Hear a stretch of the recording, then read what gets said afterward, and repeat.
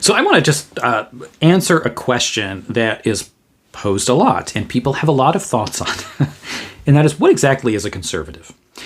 This may seem like it's something rather straightforward because it's a term that people use all the time. People talk about conservatives and liberals, and we have various ideas of what that means, and we're very quick to put people in those categories. And sometimes it's like the first question you ask about somebody, and you want to know, do their values line up with mine? Are they conservative or are they a liberal? And if they're in one category or the other, we will say, well, I don't want anything to do with you, or let's be friends. So it's often like the first thing we think about with friendships or relationships. But at the same time, it's actually not that easy to define what those terms mean, because they are a little bit varied in how we think about them, and people use the terms in different ways. So I've used the phrase at numerous points now that I am a conservative, and I've used this not even so much talking about politics, really, because my channel is not really about politics, but talking about my faith, a conservative Christian, meaning I conserve the faith. I'm consistent with the faith as developed within the Church Fathers and throughout the period of the Reformation. And I've also used it with my approach to culture and society and philosophy. And so I want to answer the question that when I use that term, if I identify with that label, what do I mean when I call myself a conservative? It's important to distinguish between conservative as it is used in just current issues today. Say, when you think about conservatism, people tend to think of, say, economics. Sometimes that's the top of the list. To be a conservative means that you believe in low taxes, say. Or to be a conservative, it means that you have voted for this particular political candidate. Or to be a conservative means that you believe that we should have a very large military budget, or we have a certain foreign policy. Those are the things that often come to people's minds when you use the term conservative. But when I am using the term, and when I identify myself as a conservative, what I'm really saying is that I am a classical conservative. And when I say classical conservative, I'm really identifying myself with a particular strain of thought within conservatism that goes all the way back to Edmund Burke. And Edmund Burke, I'll be doing another video at some point on Edmund Burke, but he's considered the founder of modern conservatism. A British thinker, parliamentarian. And if you want to read some conservatives that I'm calling traditionalist conservatives or historic conservatism, classical conservatism, I would recommend three figures, and that's one is Edmund Burke, the second is Russell Kirk, and the third is Roger Scruton. So if you want to know ideologically, what do I mean when I say this, those are really the individuals that I take primary influence from when I am using that particular terminology. So conservatism does not have a manifesto. There is no conservative manifesto I can point you to and say, well, all conservatives have this. There's no statement of faith of the conservative mindset. It's not considered an ideology, more so a temperament than anything else. So if we're thinking about conservatism and how to define it, authors who consider themselves conservatives have defined that term often with a number of tenets. So sometimes you'll say 5 tenets, 6 tenets, 10, an outline, kind of things that generally align with what they mean by that. So what I've done is I've formulated 5 basic points to define conservatism in terms of a classical conservatism that I myself would identify with, so that when I use this term and when I refer to myself as this, and you ask, I can point you to this video. So what are those 5 points? Again, these are 5 points that I really find in those 3 figures that I had mentioned earlier. The first principle I'm outlining here is reform over revolution. And the development of the term conservative, or a divide between conservative and liberal, really developed with responses to the French Revolution. Now, you had 2 different very significant movements in the world happening at the same time that are often both referred to as revolutions, and that is the American Revolution and the French Revolution. They're very different in ideology, very different in temperament, and very different in their relation to their inherited traditions and history. And the French Revolution was far more radical than the American Revolution. In some ways, the American Revolution was really more of a reform than a revolution in the most proper sense. And so figures within Britain, within Europe, and the United States as well, divided over their thoughts of whether the French Revolution was a good thing or whether it was something negative for France. And those who were considered liberals, those who were on the left, this actually had to do with where people were actually literally sitting in the chamber. Those who supported the revolution were on the left, and those who were opposed to it sat on the right. So that's where the whole left-right thing comes from. But Edmund Burke was a figure who was very outspoken in his support of the American cause in many ways, but was very much opposed, in his most famous work, is a refutation of the French Revolution and the problems there. And within that, Burke develops a principle that I think has been shown to be prophetic, really, and just very true, which is that revolution is the enemy of reform, which says that solutions to societal issues that simply want to overthrow the past and start new will always fail, and they will end in tyranny. And just look at the French Revolution itself, which played that out. Burke has often been seen to be prophetic in what he saw was going to happen with the French Revolution, because what he said happened. But that's also the case with communist revolutions.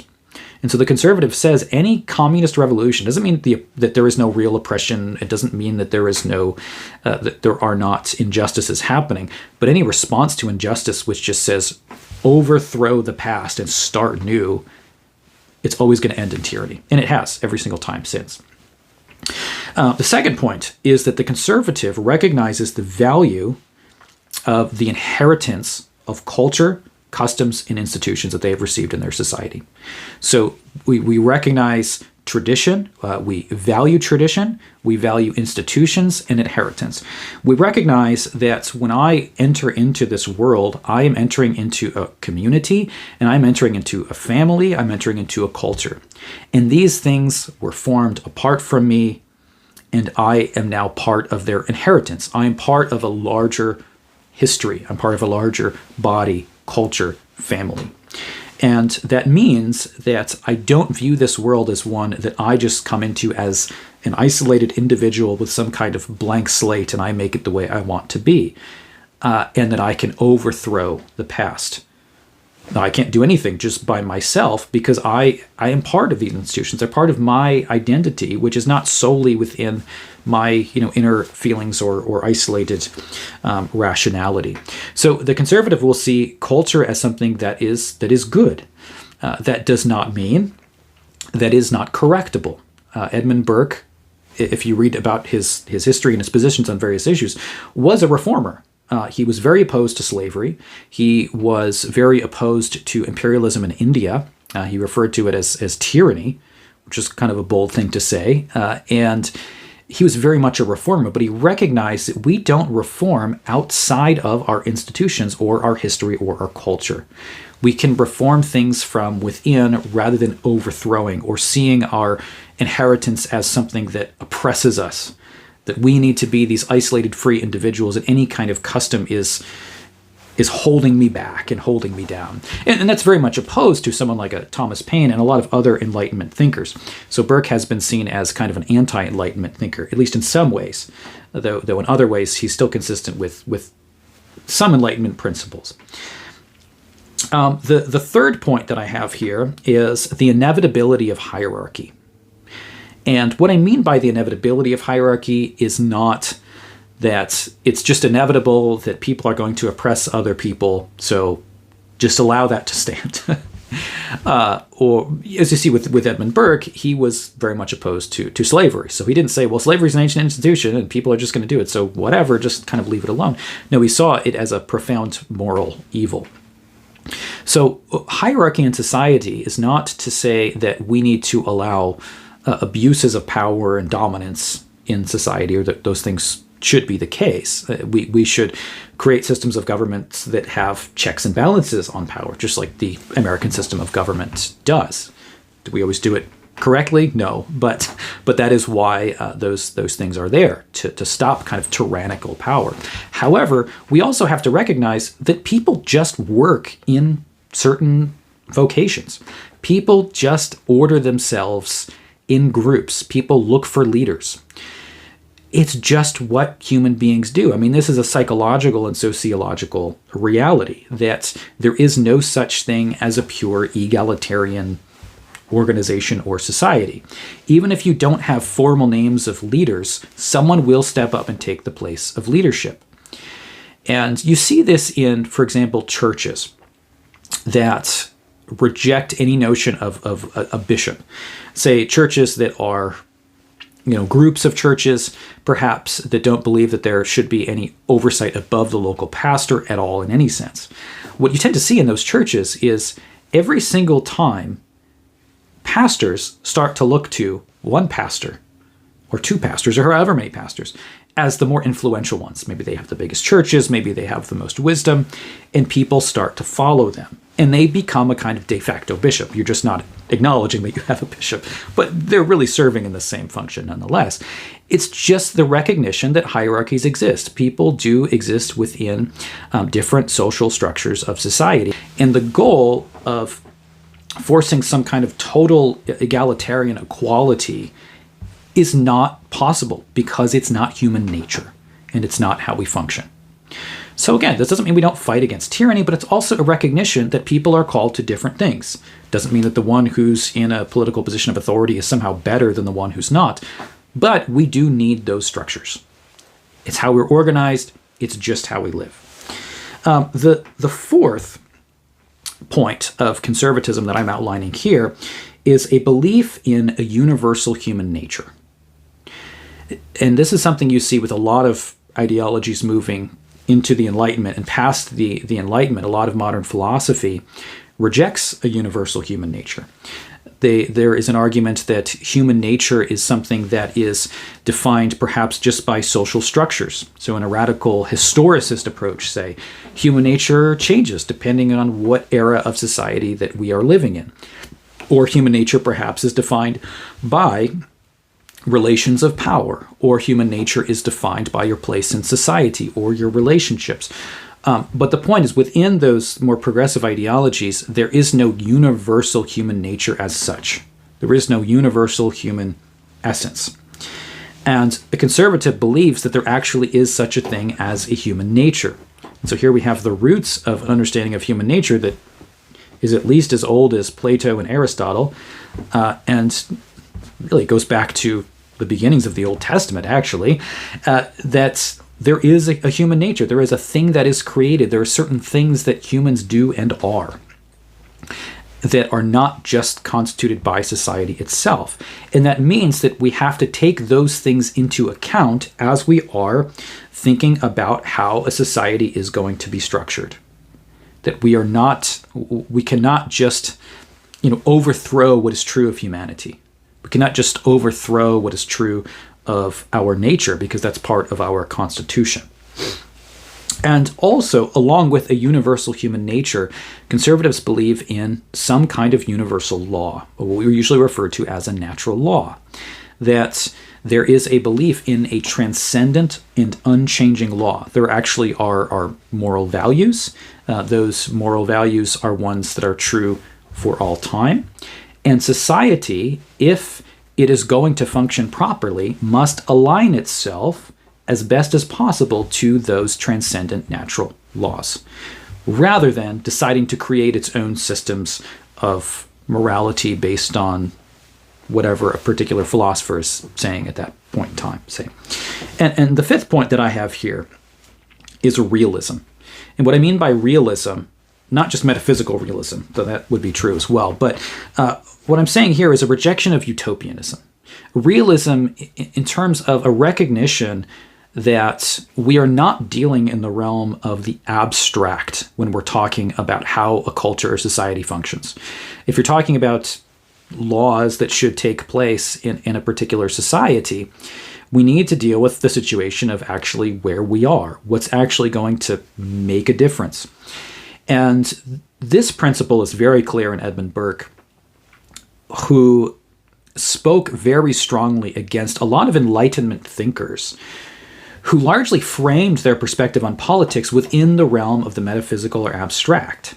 And you see this, for example, with Immanuel Kant, with his idea of this League of Nations, or you see this with even like a Thomas Hobbes and John Locke, who largely formulate their political ideas within the context of what they describe as this kind of pure human nature the state of nature apart from society. So they start with the abstract of, well, what is man apart from society?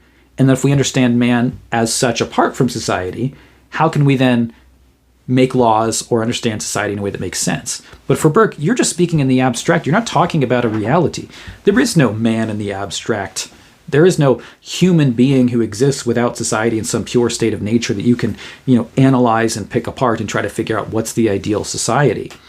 And this is the problem with systems like Marxism, is these systems are developed from a mere academic theoretical perspective, and almost scientific. With Marxism, you see this explicitly, that Karl Marx is a scientific socialist, meaning that he believes in the inevitability of socialism as part of a broader naturalistic scientific system, that this was just how societies develop. And you're talking in the abstract. But the conservative says, no, we don't deal with utopianism. We don't deal in the abstract to say, how do we make the perfect society and then try to have some kind of revolution to bring the perfect society about. No, we are realists in that we understand that humanity is sinful. People are fallen. People will do evil things. And therefore, we need to make changes in light of a realistic understanding of what's actually possible and what the consequences are of trying to establish utopianism. And we recognize that utopia is not possible. There is a kingdom to come, but that is not our kingdoms now. We are now in the realm of fallen humanity. When people try to create utopianism, it's impossible due to human nature, so we try to force utopianism, and then it necessarily becomes tyrannical. And that's what we've seen with revolutions in the past, whether it's the French Revolution or to the Bolshevik Revolution and other communist revolutions as well. It's not like that's the only one. So those are 5 principles that I'm outlining as conservatism. There are 5 more that I could easily give you, but I just want to put forward some of the basic ones that come to mind when I'm using this term. I just want to mention, again, the 3 figures, if you really want to read classical conservatism, that you may want to look at. That's Edmund Burke, Russell Kirk, and Roger Scruton. Scruton's a really good introduction. He's a more modern figure. He just died relatively recently, but he has a number of lectures on YouTube, and he has a book called How to Be a Conservative, which is a very good introduction to a more classical understanding of conservatism. So hope this was educational for you. You understand what I mean when I use that term, and again, this is only part of what this means. This is a very brief overview, as brief as I can give it in about 15 minutes or so. So anyway, make sure you subscribe, like this, share. See you in the next one. God bless.